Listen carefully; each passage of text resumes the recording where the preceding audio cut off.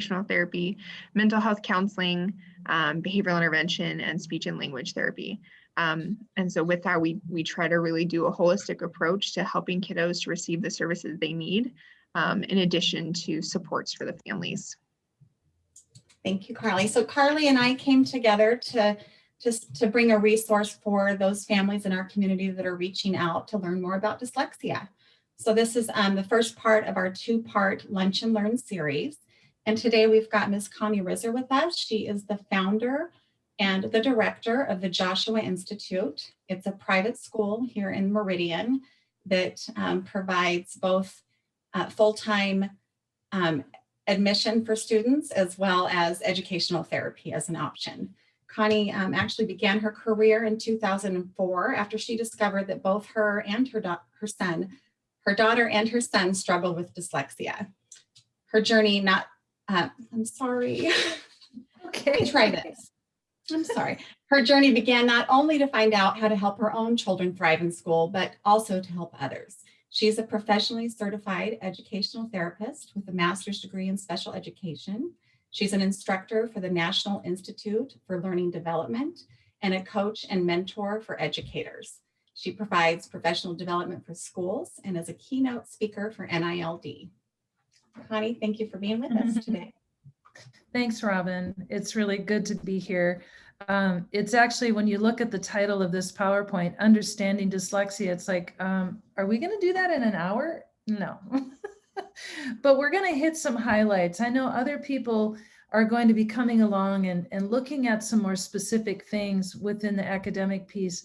But I think it's also good to start with the bigger picture, that 30,000 foot altitude of what actually is it that we're dealing with. Carly, I appreciate what you said about how there still can be a stigma when it comes to understanding dyslexia. People don't want to have labels.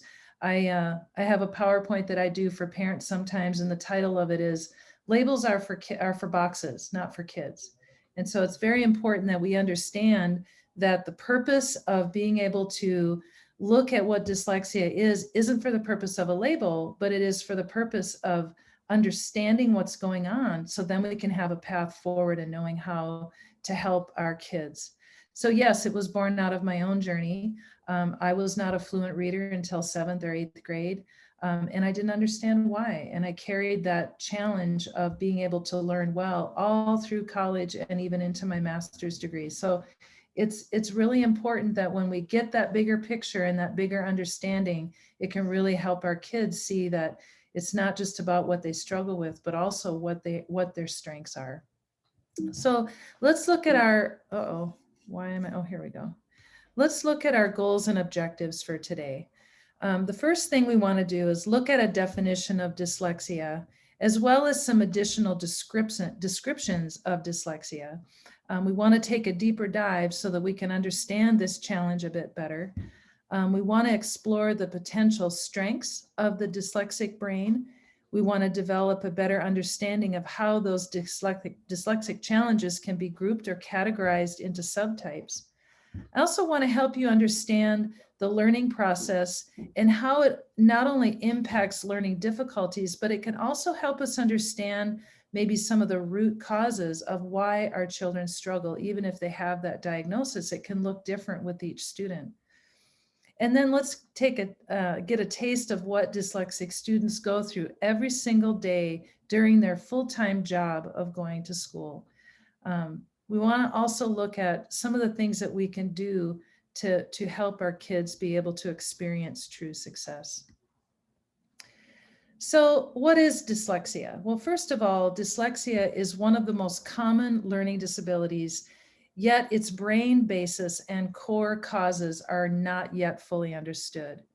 Neuroimaging methods have significantly contributed to the knowledge about dyslexia, and recent studies have discovered brain differences prior to formal instruction that are likely to encourage or discourage the learning of reading effectively.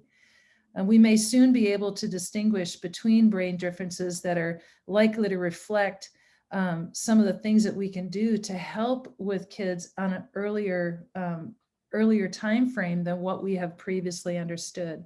And some of what I'm going to share with you today comes from Dr. Stephen Pfeiffer. He's done a lot in the area of being able to write some testing material specifically for reading, but also for math. Dr. Pfeiffer says that dyslexia is an inability to acquire functional reading skills despite the presence of adequate intelligence and exposure to educational opportunities. He also notes that nearly 80% of children identified as learning disabled have a reading disorder. So it's very important that we understand that this is not a small issue. This is a very large issue. And it's really worth noting that because as we begin to bring awareness to that, hopefully it's going to also help develop more methods and strategies on what to do for these kids in school. The Dyslexic Advantage is probably one of my most favorite books out there on dyslexia, because they really talk a lot about how the dyslexic brain also has a lot of strengths as well as challenges. Kids already know that they struggle. So some of the difficulty can be when we get bogged down in the difficulties of dyslexia and we don't help our kids also understand the strengths. So maybe these are statistics you've already heard, but about 60% of CEOs are dyslexic. This book brings that out because it helps us be able to see that visionary perspective that a lot of dyslexic people have. MIT calls dyslexia the MIT disease because so many people that come there with those great talents that are sought after at MIT, they're dyslexic. There's something very special about the dyslexic brain that is often hard to see during the school years when reading and spelling can be so difficult. I want to show you now an excellent video that was put together to help describe that difficulty with dyslexia. And I hope that my technology is going to work. Yep, here we go.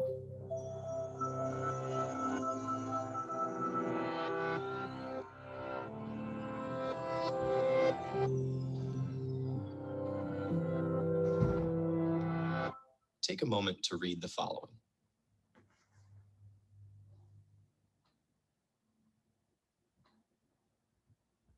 How was that? Frustrating? Slow? What were those sentences about? They're actually a simulation of the experience of dyslexia, designed to make you decode each word. Those with dyslexia experience that laborious pace every time they read. When most people think of dyslexia, they think of seeing letters and words backwards, like seeing B as D and vice versa. Or they might think people with dyslexia see saw as was. The truth is, people with dyslexia see things the same way as everyone else. Dyslexia is caused by a phonological processing problem, meaning people affected by it have trouble not with seeing language, but with manipulating it. For example, if you heard the word cat and then someone asked you, remove the C, what word would you have left? At. This can be difficult for those with dyslexia. Given a word in isolation like fantastic, students with dyslexia need to break the word into parts to read it. Fan-tas-tic.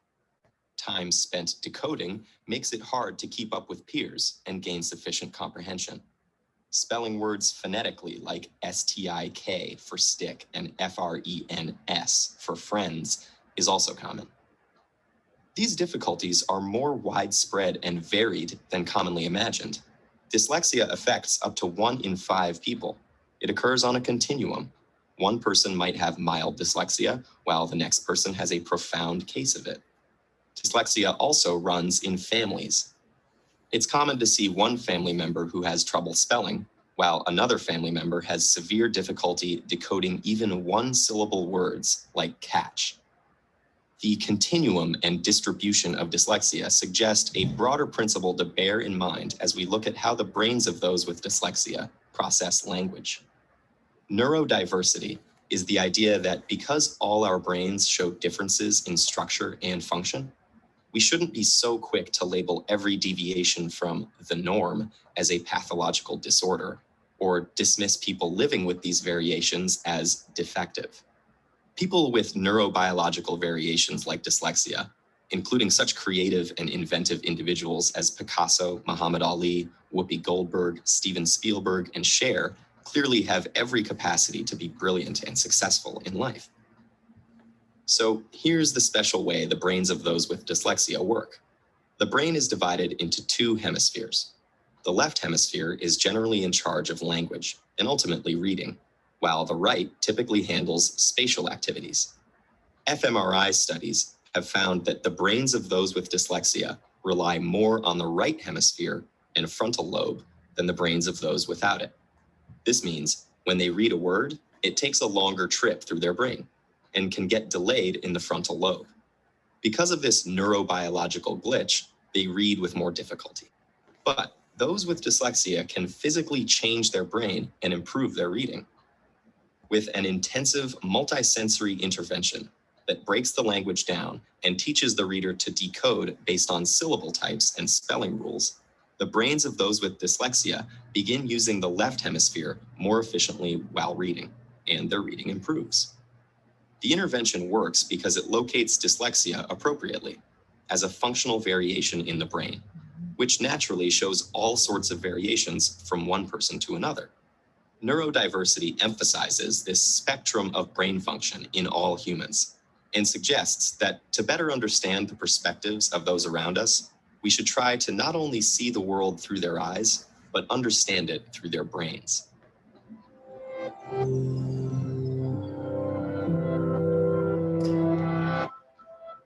I really like that approach because it not only talks about the difficulties that our students are having and the needs they have to be able to learn, but it also talks about their strengths. And I think that as educators, we can sometimes get so bogged down in the challenges that these kids are having, and we want to focus on remediating these difficulties and getting the training for that.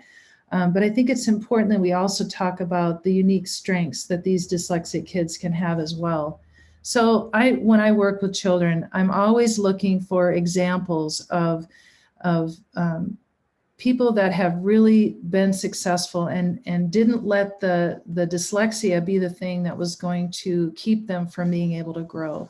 So as we begin to help our students understand themselves, I think it's really good when we can also help them understand what those strengths are. That's just an overview of that. But let's look now at some of the dyslexia subcategories that Dr. Pfeiffer has been able to identify to be able to give us a more understanding of what dyslexia actually means. He actually looks at 4 different subtypes of dyslexia: dysphonic dyslexia, surface dyslexia, mixed dyslexia, and then comprehension dyslexia. And so these might be different than some of the other descriptions that we have, but there are very much some similarities across all of these categories. I like this approach because it gives us some very clear distinctions between the 4. So let's look at the first one, dysphonic dyslexia. This is kids that have students with very difficult phonological awareness. These kids are going to rely more on visual processing than they are on the phonetic, because the phonetic piece is so challenging for them. They are going to rely on not so much the sound conversions of those sound symbol relationship, but rather on visual cues. So the targeted intervention that we would want to look at for this is very systematic, very explicit approach that provides that phonological and phonemic awareness combined with phonics and morphology. If morphology is a new word for you, this is where we study the structure of words, where we can look at what is the meaning of prefixes and suffixes, and when they begin to understand the different parts to be able to decode and understand what they mean. The next one is surface dyslexia, and this is where they have poor orthographic processing. The overarching characteristic is the difficulty with rapid and automatic use of orthographic knowledge, such as the recognition of words and the letter patterns in printed words. Students here are going to have an over-reliance on the sound symbol relationships, and these students will break down every word into phonetic sounds because they're not able to remember that visual pattern. It's not coded in their visual processing. So reading becomes very slow for them. It's not automatic. And so the targeted intervention for kids with surface dyslexia is also a very systematic, explicit approach that also combines phonics with fluency building activities, including nonsense words, as well as that morphological awareness. It's also very helpful for that. The next one Dr. Pfeiffer brings out is mixed dyslexia, and this is the most severe form. Mixed dyslexia is when they have a challenge with both the phonological processing and the orthographic. These students have very different and bizarre patterns in their reading as well as their writing. There's no specific rule, no patterns are followed. This is very challenging, and it takes a bit longer for remediation to happen for these kids. Again, the targeted intervention is going to be very systematic, explicit approach. And we've heard me say that now a few times. We can't emphasize that enough. We got to make sure we know where the holes are, and we start at the beginning and we continue to keep filling those holes until the patterns are embedded both in their phonological awareness as well as their orthographic. And then the next one is comprehension difficulties. These are the kids with poor language and vocabulary skills. They have very limited vocabulary and limited working memory, and then also very poor executive function skills. These kids are often the kids that are diagnosed with ADHD. They're struggling to really reel in their thoughts so they can be reading and thinking about something else at the same time. And so it becomes very difficult to remember what it is that they read. So for this group of kids, we also want that systematic, explicit approach. It combines phonics with fluency building, morphological awareness, reading comprehension activities. It's important to choose reading material that the student can actually relate to. It's going to hold their attention so that they can stay engaged with what they're reading. Also for these kids, the use of graphic organizers and story maps can also help them because of their limited working memory. Pre-reading activities is very helpful that can engage the student in the story content. And so it's also important with these kids to really work on periodic questioning throughout the reading to make sure that they're staying engaged.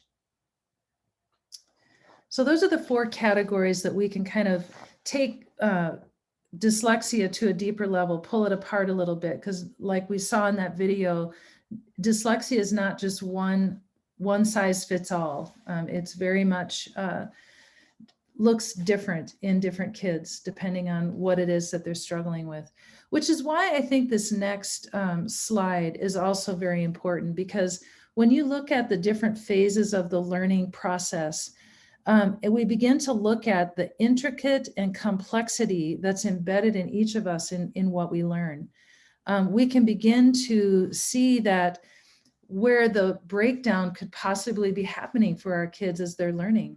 When we look at perception, we look at input. This is where everything that we're learning is coming through our senses, what we see, what we hear, what we taste, what we touch. All of that is the input.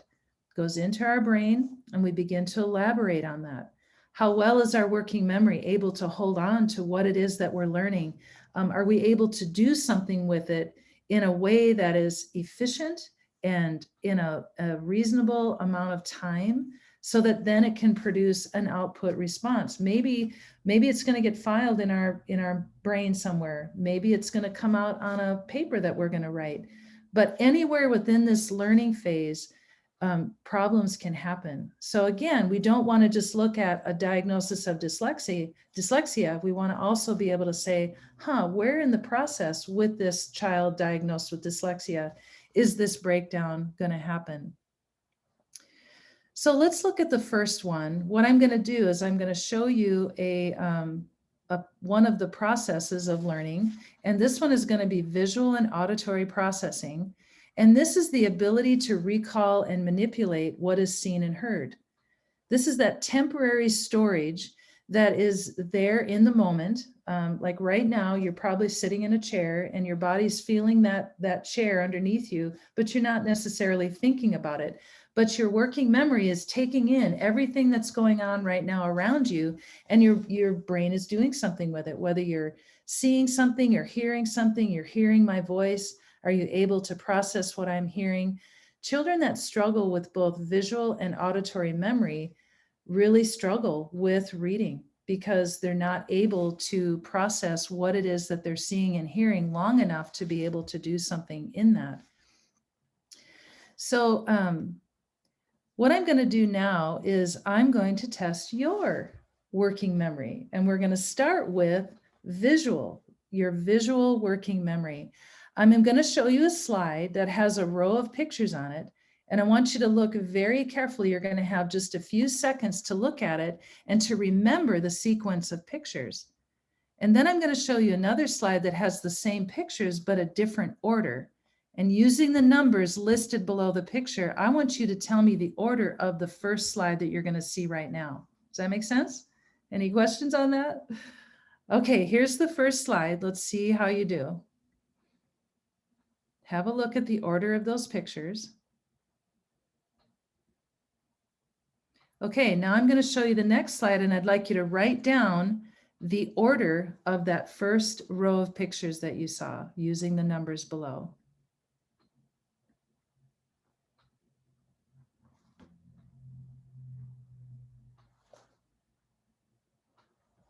Okay, does someone want to turn on their microphone and tell me the order of the first slide? What was the order? Kim, you got it? I might have it for once. I know you've seen this how many times? And I can't do it. Okay, I have 2, 5, 1, 6, 3, 4. Yes, that's correct, Kim. I did it. I'd like you to, yeah, you did it. And so what do you think the strategy was this time for you to be able to remember? Beside the fact that you've probably seen this 4 times. It took that long. It was just reading the name, reading the pictures. So I said Indian, ball, windmill, and then I don't even remember. Did you say it out loud? Your microphone was off. So did you actually verbalize it out loud? Or did you just say it in your mind? No, I just said it in my mind. In your mind. Because being able to say it out loud is an interesting strategy because your mouth is saying it and your ears are hearing it. So it's very interesting as we're working with kids that are struggling with working memory issues, either visual or auditory, being able to help them find those strategies that can help strengthen that memory is going to be really important. Let's do another one. This time you're going to see a row of letters.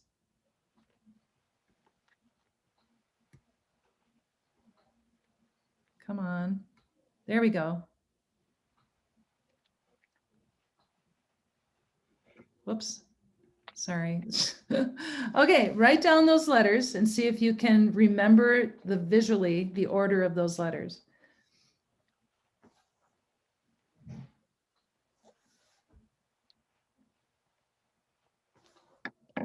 Hey, how'd you do? No, she's shaking her head. Carly, were you able to participate in that? Were you able to write down the letters?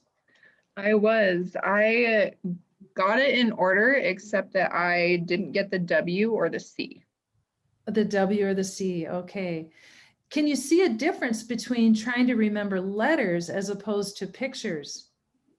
Oh yeah, it was much quicker to do the letters than it was to try to verbalize what the picture was. Okay, cool. Whereas for Kim, you felt it was the opposite of that, huh, Kim? Yeah. So again, it's the challenge of being able to hold on to what we see as opposed to what we hear. So let's look first at visual working memory, where we feel like this is going to make the classroom very challenging for these kids that struggle in this area.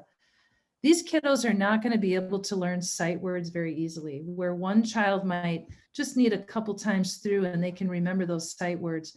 For children struggling with visual working memory, this is going to be more difficult for them.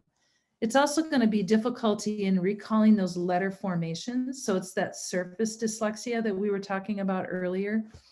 And we're going to see a challenge in their spelling. Who would like to tell me the phase of the learning process? Would this be input, elaboration, or output when we're talking about visual working memory?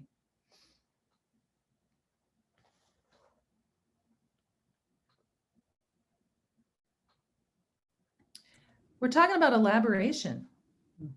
We're talking about elaboration. We're looking at that ability to hold on to what we're seeing long enough to be able to do something with it accurately.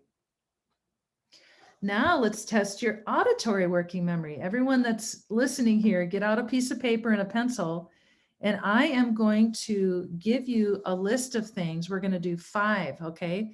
Number 1, I'm going to mix up some letters and some numbers. I'm going to say it one time, and then I want you to write it down after I say go. No cheating. You can't start after I start right away, okay? Kim, got that? No cheating. Number 1, 7, Q, 5, 1, R, V, 9, P. Go ahead.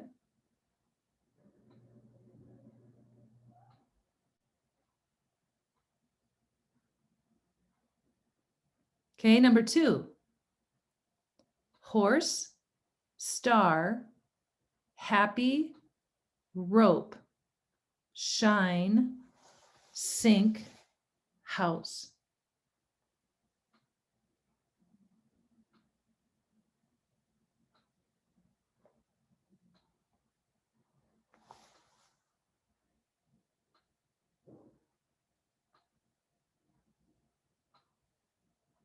Okay, number 3, professor, lawyer, baker, doctor, judge. Write all but the 4th word.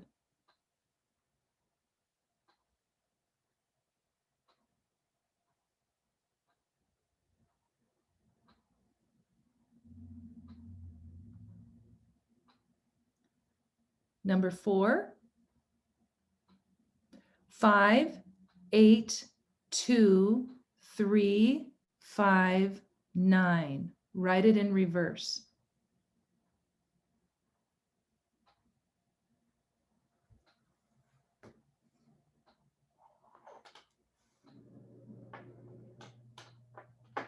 These are One hard. more. Yes, they are. One more, number 5. Drum, dump, drip, drain, duck. Write in alphabetical order.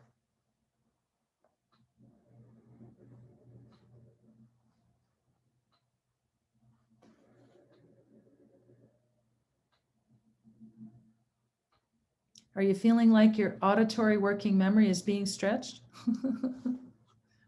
Okay, let's look and see how you did.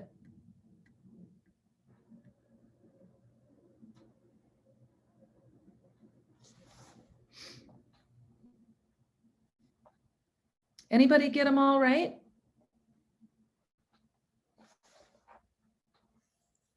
I can't actually see who's on here, so I'm not sure how many people we've got.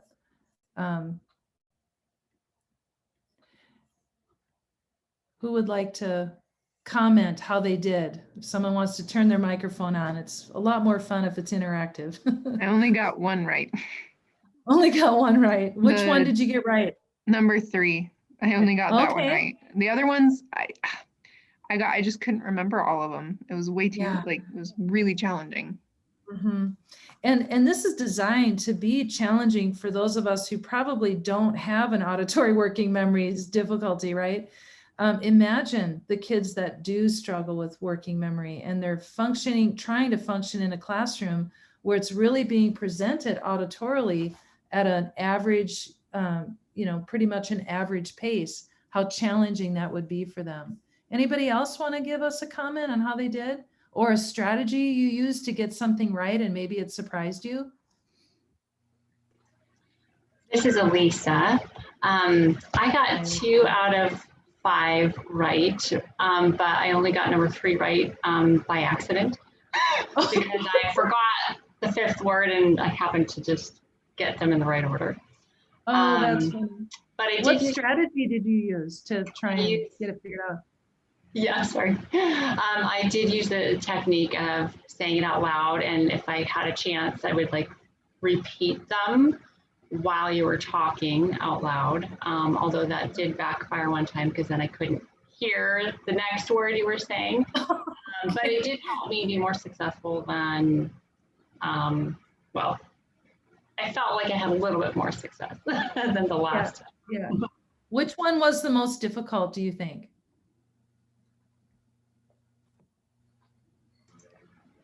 Based on my answers, well, yeah, so I used a visual strategy for the backward numbers and the alphabetical. So I just wrote down what I could remember and then use that visual strategy to get to the next step.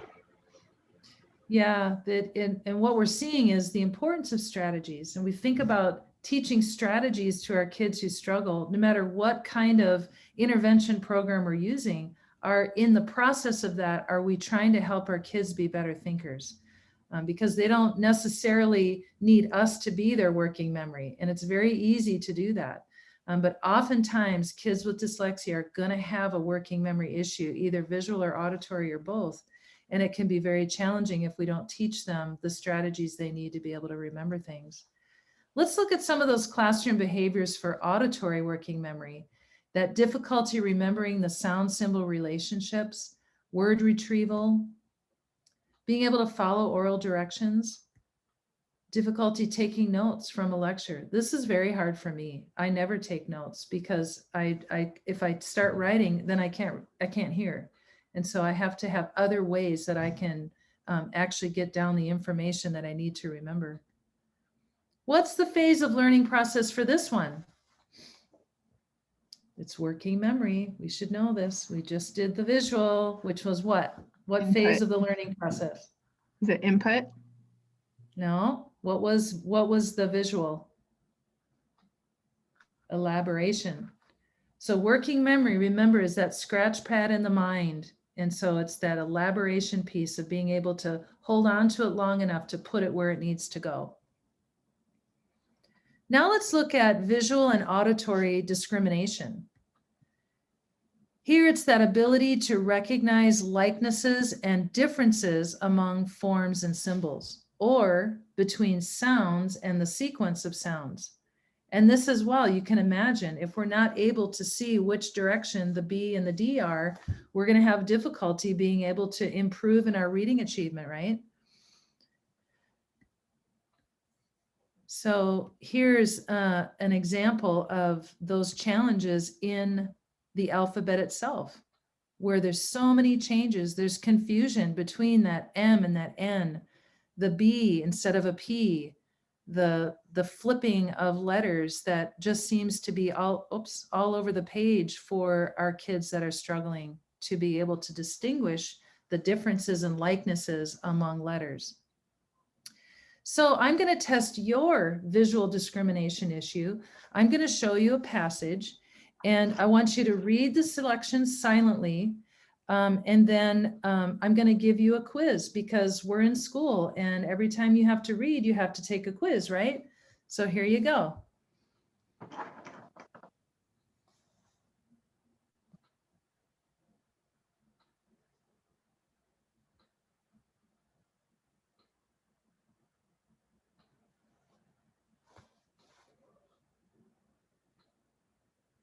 Excellent. That was plenty of time to read that passage, wasn't it? So let's go ahead and take a quiz.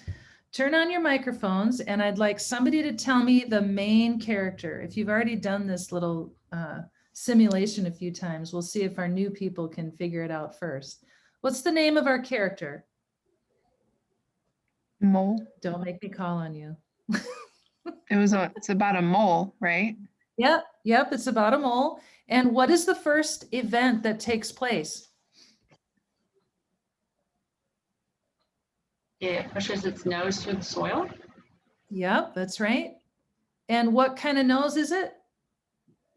It's a sharp nose. Yes, it was a sharp nose, right. List the condition needed for the main character to be successful. I didn't get that far. The soil Let must me be put- moist. Yes, well, Ah, it must be, is it loose. moist or loose? Yeah, Loose. there you go. And how did the author describe the main character?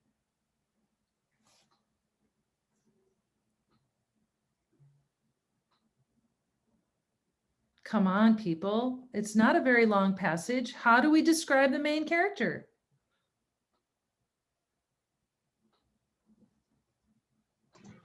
It has big forefeet. And it's very what? Hardworking.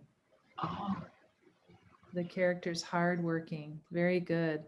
Okay. Now we're going to look at it again, and I need a brave volunteer to start reading the first sentence, please. I could do that. Okay. First, you mean like Read the first literally sentence, please. okay. Read it. first of No, all? it's real Okay. words. Okay. The real words. The real words. First of all, Uh-huh. the mole pushes its sharp nose into the soil to test it. Okay, next sentence. And I have the disadvantage of not being able to call on you spontaneously. So many of you are reading it ahead of time so you can read it correctly. Oh. Carly, next sentence, please. To pass the test, the soil must be loose so the mole can dig into it easily. Okay, Kim. Your mic isn't on.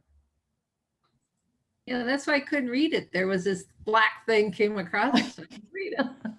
The hardworking mole then shoves the dirt to something side with its big, to one side with its big forefeet. What I'd like you to just kind of speculate for me. I mean, if you can imagine being a child that struggles with visual discrimination, imagine what it must be like for reading to be this difficult for them every single day. You're so busy trying to decode and trying to figure out how to get those letters in the right direction. How much are you actually able to comprehend?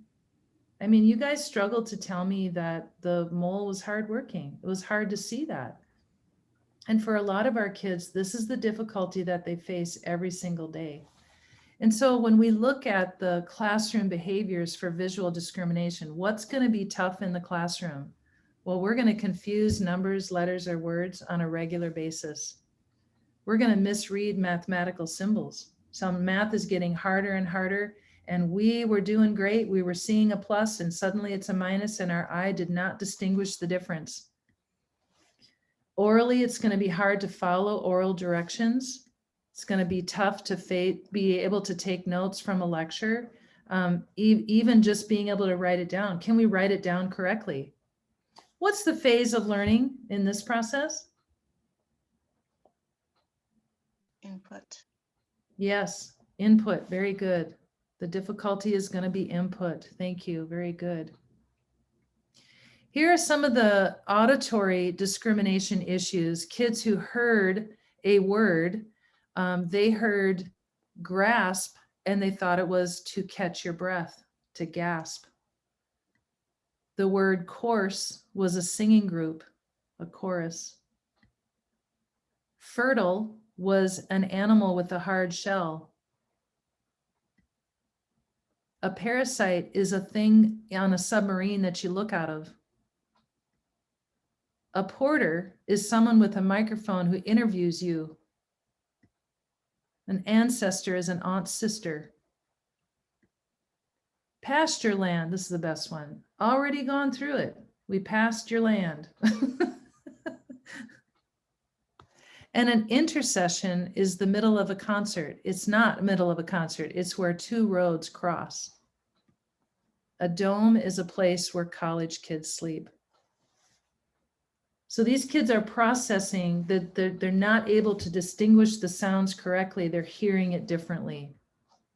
What are some of the behaviors in the classroom that are going to be challenging for these children?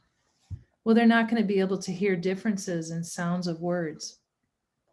Very weak phonemic, phonological awareness, a difficulty rhyming, difficulty hearing accented syllables. Imagine how much we interpret in what we hear just by inflection, by the emphasis we put on words in certain places of the words. Phase of the learning process? Elaboration. No. If we're discriminating, we're trying to discriminate the sounds coming in our ears. Input. Input. It's being inputted incorrectly. Yeah, it's before the elaboration part happens. Does that make sense? Okay, let's look at our visual and auditory figure ground. What in the world is that? Well, that's that ability to select relevant visual or auditory stimuli, and then also to be able to screen out those that are irrelevant. It's that ability to distinguish objects or sounds from their background. Who would like to tell me why this would be so vitally important for our kids that are struggling with ADHD? Right? Can you imagine? They're hearing everything. The classroom is quiet, but the clock is ticking and they can't hear anything but that. So the ability to close out those irrelevant things is going to be very hard for them. Okay, I am going to put up a slide now, and I want you to look at it and tell me the very first thing. I want you to write down actually the very first thing you see, okay?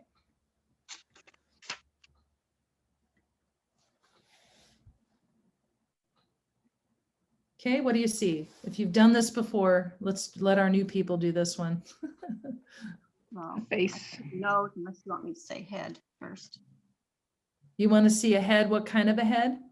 Like a stone carving head, stone carved head. Okay, good, good. Did anybody else see anything different? No? Look now for the Eskimo that's looking into a dark corner.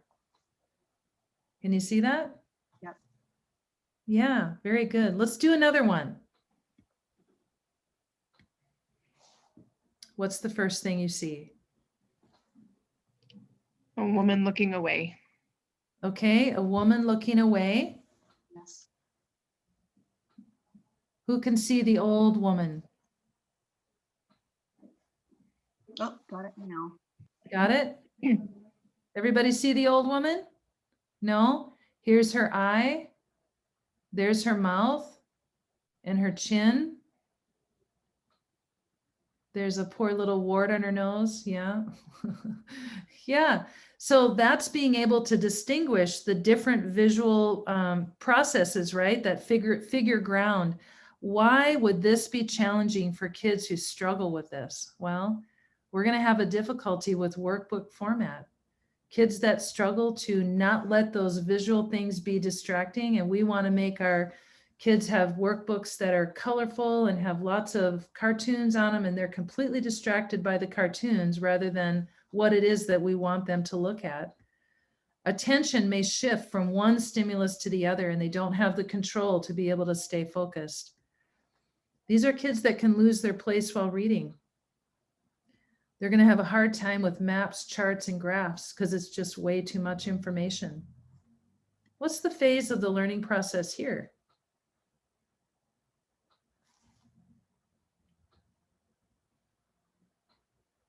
Input. Input, yes, very good. For auditory, we're going to have a hard time with background noise. I mentioned the ticking of a clock earlier. The teacher's voice doesn't stand out from other auditory stimuli. We have too much chaos, too much noise in the classroom, things that make it very, very difficult for kids who struggle with that auditory stimuli. Very distracted. Again, we're looking at that input piece. Wow, I am just seeing the clock fly by. Let's look at visual motor integration. This is that ability to coordinate what is seen with a motor response. This is also known as dysgraphia. Often, I would say more than half of our kids that struggle with dyslexia also struggle with dysgraphia. There's a high percentage of these kids that are also dealing with ADHD. You're not often seeing just one thing. So it's important that we look at all the challenges these kids are having so we can know how to help remediate some of these difficulties. But I would like to test your visual motor integration now, okay? We're gonna do that through what we're gonna call a foot moving exercise. So I want you to get that piece of paper out and your pencil, and you're gonna write your name in your best cursive. I don't want any complaining about cursive, no printing. First and last name, okay? All right, now, if you're right-handed, I want you to start moving your left foot in a counterclockwise direction. So you have to really think about that. If you're right-handed, you're gonna move your left foot in a counterclockwise direction and keep it on the floor, okay? If you're left-handed, I want you to move your right foot slowly in a clockwise direction. We'll keep it on the floor, okay? Everybody moving your foot? Okay, now try and write your name in cursive again while you're moving your foot.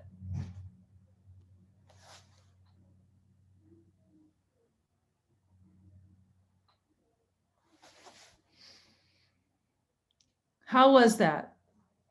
Not too great. Not too great. Did you see a difference in what you wrote before compared to what you wrote while you're trying to move your foot? Kind of a silly thing, but if you really think about it, our kids that are struggling with dysgraphia, kids who just have the hardest time with handwriting, the challenge with it is that we have so much focus going into being able to write. It's as if other things are happening at the same time. The amount of brain drain that it takes for these kids to be able to write. For us, it's automatic. Once we're writing fluently, it's automatic. But for these kids, it isn't. And so being able to help them work through that to the place where they can actually write efficiently and clearly is very difficult. How does this affect the classroom for them? Copying or taking notes, very challenging for them. Difficulty, sorry? Just doing written work quickly. Yep, being able to do work quickly. What would take a normal child maybe 20 minutes, it could be an hour and 20 minutes for these kids. Difficulty writing assignments and also using manipulatives because it's very much a visual motor coordination piece. They're not coordinated with their hand. You guys at the Children's Palace, so you mentioned occupational therapy. This is where a lot of times occupational therapy can make a big difference for these kids that struggle with dysgraphia. What is the output? I just gave you the answer. The learning process is output for this. It's that output response. We have that input idea, we're elaborating on it, but we can't get it out. So you can see just the challenge that it is for kids on every level. And there's other things that can be put in here too, but we just don't have time to touch on everything that these kids are dealing with. But it helps us understand that in every phase of the learning process, dyslexia can impact what end result we actually get. Oftentimes we've seen kids who are able to take it in really well, they can elaborate really well, but that output response is the breakdown. And the challenge that it is for teachers and people that are providing intervention is you can see that it's going in and you can see that they're getting it, but they can't get it out. And it's very confusing for them, and it can be confusing for us as professionals to even know how to help them. And so being able to look for those opportunities and those interventions that we know can help in these different categories will allow our intervention for them to be much more specific. Connie, we have a question. I'm sure that, yeah. Question is, how helpful is vision therapy for these kiddos? You know, I have seen vision therapy be very impactful for some kids, but I think we need to remember that it's not a vision issue. it's an issue going on in the visual part of the brain. There are times when vision therapy can help letters to stop floating, you know, because there's a tracking problem with the eye. But we have to be able to discern when it's that as opposed to actually what's going on in the brain. And so being able to know what those interventions are that can impact visual discrimination, visual memory, those are very different than what's actually happening with the eye. We've got to be able to say, is it an eye issue or is it a brain issue? So Does that answer the question? Yeah, I think so, yes. And then the other question is there a difference in children who are bilingual? Well, I think some of the ways that we can help bilingual kids are the same because they're dealing with more than one language. My husband and I lived in Africa, and my very first student that I worked with in educational therapy, he was speaking English at home, but he was going to a school that spoke French. So it was very challenging for him. He was very behind in his learning. But some of the challenges that he had, even in his learning disabilities, with that confusion of language, was some of the same interventions in helping him understand and to be able to learn what he needed to be able to speak in both languages. Not only speak, but write and read as well. There are also some pretty significant differences as well. So we want to make sure that we understand, are we dealing with the learning disability or are we dealing with a bilingual issue? So these are statistics that are not uncommon. I put them up here mostly because it reinforces the reason why we're all here today. You guys are all here because we want to reach these kids. We want to be able to help them be successful. We don't want them to be yet another statistics of kids that are not going to move on and be successful. And so I know that I'm speaking to the choir when I show you these, but I think it's just really helpful that we continue to advocate for these kids so that we see this as a significant minority of kids that are desperately in need of our help. So what do we do? I mentioned this to Carly earlier. I don't think there's any one organization that can reach all kids. I think we all have to work together. I love being able to do this for your organization today because you can hear from me what my organization is doing. I get to see what you guys are doing. And I really believe that the more we can collaborate together and put our heads together and see that we are professionals in the field that are wanting to make a difference for these kids can be really, really helpful. But I'm often asked, what can I tell parents? How can parents help support their kids at home? I found a great website that talked about, I just Googled how to teach dyslexic kids to read, because often what we do as educational therapists or speech or occupational therapists is not something that parents can take home and do. But can we be mindful of things at home that we could do for our kids? And one of those is looking at multisensory learning. If we are working with our kids, working with them, helping with their homework, what can we do to make whatever we're doing multisensory?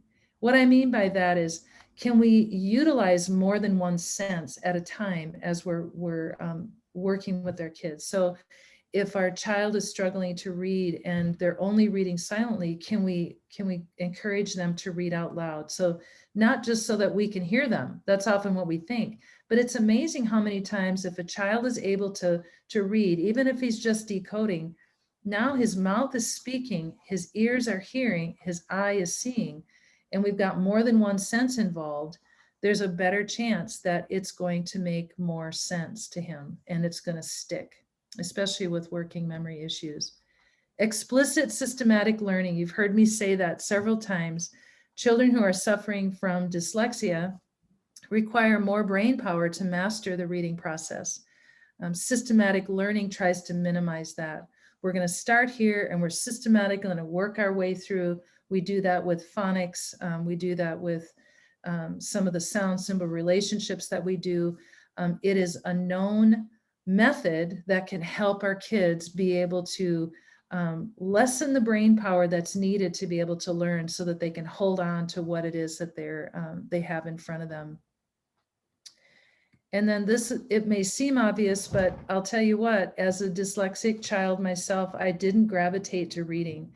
And so as we can create ways for them to practice, and I would like to even say that getting kids interested in audiobooks that they enjoy. There's a lot of research out there that shows how much audiobooks can help kids that struggle visually. And, you know, if we can, on top of that, if we can put that book in front of them so they can follow along, it's lessened a bit of that brain power, but now their eyes are seeing, their ears are hearing, their finger might be able to point along the way. Just ways that we can keep that practice in front of them, but in a way that we can do that in things that they're interested in. So one of the organization we use to develop professionals is the National Institute for Learning Development. Began in 1973.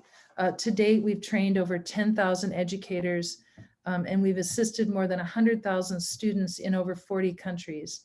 Right now, we have over 1,000 educational therapists active over 35 states in 16 different countries.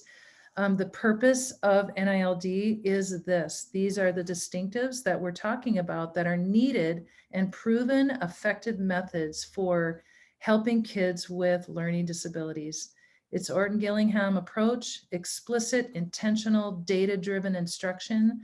We're using inductive and Socratic questioning. We're really trying to help build better thinkers.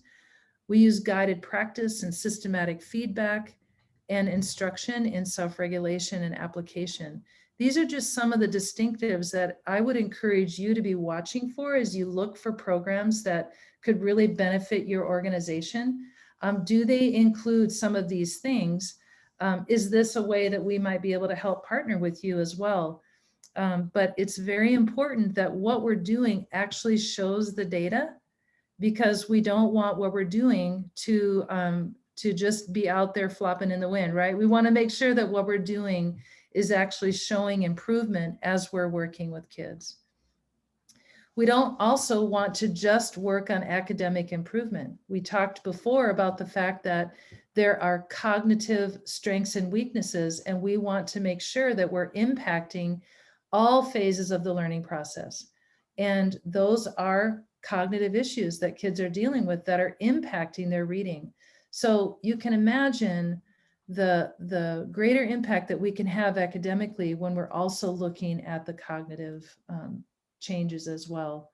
And it looks like we're going to end right on time. I found a poem that I wanted to share with you that was just so fantastic. It was written by a 10-year-old girl who struggles with dyslexia. And I want you to look at her amazing talent for words. It turned out kind of blurry, but I'm going to read it to you.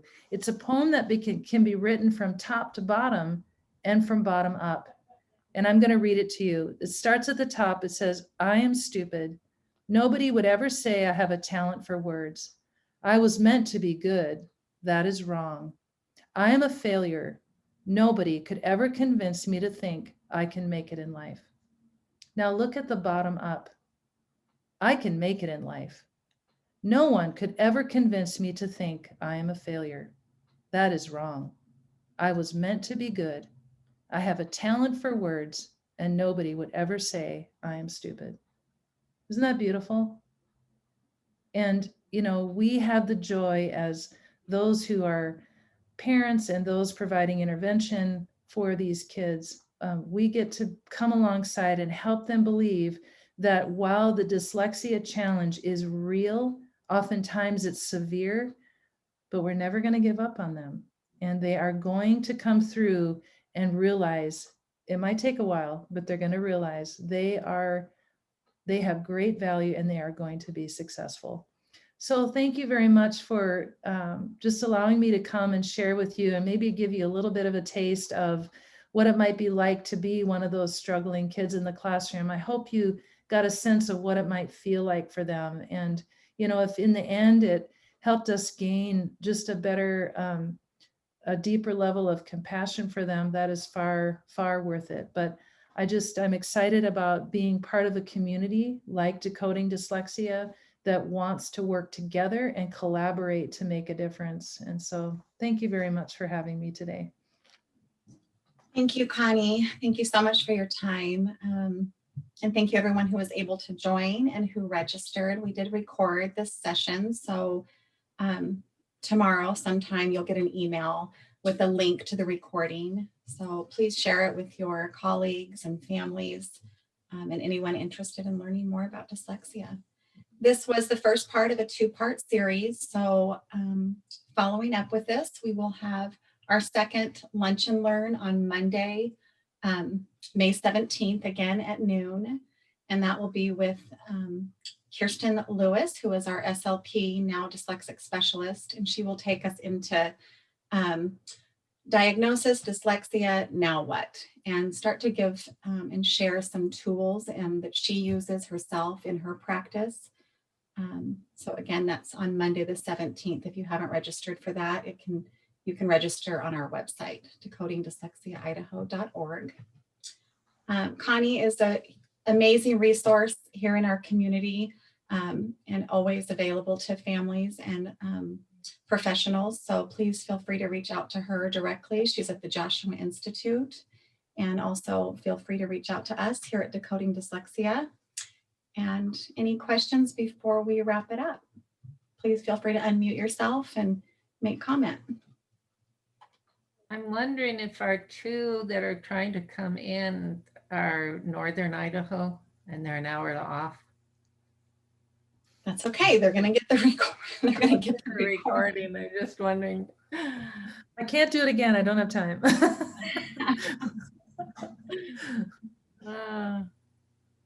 Well, I think there's no questions. I won't take any more time. The link will be sent out in an email from the Decoding Dyslexia Idaho team. And again, please feel free to reach out to us. We want to be a resource for you and your families. Thank you guys. Thank you, Connie, so much. Appreciate Thank you Thank so you. much. That was wonderful. Okay, thanks. Bye now. Bye. it. Bye. Hey, Robin, we need to, Wait 1 second, Kim. yeah, stop recording.